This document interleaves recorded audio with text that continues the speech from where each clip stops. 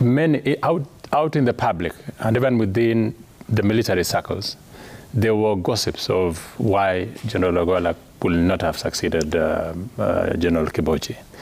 It is prudent upon the president to explain, and of course the jury is still out there of whether General Ogola participated in trying to impeach the presidency of William Ruto.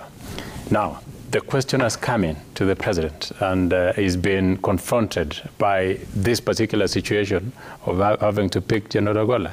He has to tell the country why he thinks that it is proper for General Ogola to be the CDF. Number one, it tells you that this is a president who has zero fear because he's actually having General Ogola in an extremely sensitive position. As a CIC and General Ogola being the CDF, it tells you that he feels nothing. He's looked at General Ogola as a person, first of all, who has a brilliant military career. Personally, I've sat with General Ogola and he explained to me how he's risen to that position. And if you look at his CV, say for that particular incident, General Ogola has had an extremely distinguished service in the military. He's a respectable person, a very professional person, and he deserves that position. The president was saying in the civil service, it doesn't matter for him who is given what. He looks, first of all, at what you can deliver as a person. So the president, in my view, was trying to explain to the public that even though there are still these questions lingering about whether it was fit for him to have picked General Ogola, and if General Ogola was fit to be the CDF, he did not look at, first of all, his past and the small mistake that had happened in Bomas. He looked at General Ogola as what he was going to do to this country and his service before to this nation. And I think that is at that point where he arrived that it was perfect to pick on him. And you know, this debate came amongst the debate of recent appointments in the civil service. And I've seen some people even make complaints, particularly making fun of my community, the Kalenjin community. I've seen some tweets running around. Let me tell you, Sam, and pick this for me. For 22 years, my community has deliberately, by successive regimes, been exited from the public service. No one has complained, and sometimes ostensibly because of trumped-up charges of corruption, okay?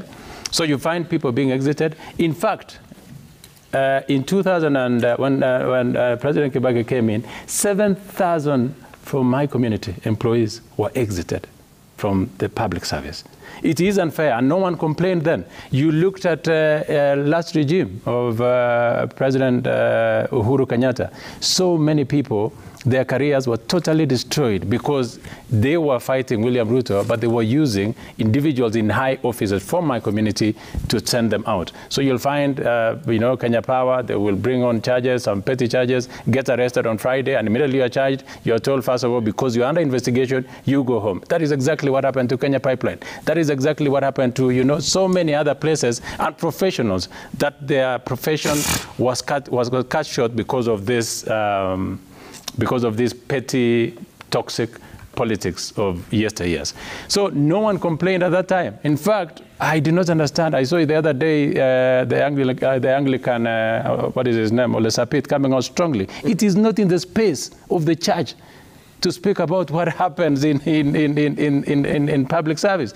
That is a space of politicians to critique and look at the government objectively. In fact, I was seeing how many people are congratulating the new Kenya Power MD. Look at his CV against the name, and you will realize that this guy really deserves to have been there. In fact, he ought to have been there way ages ago.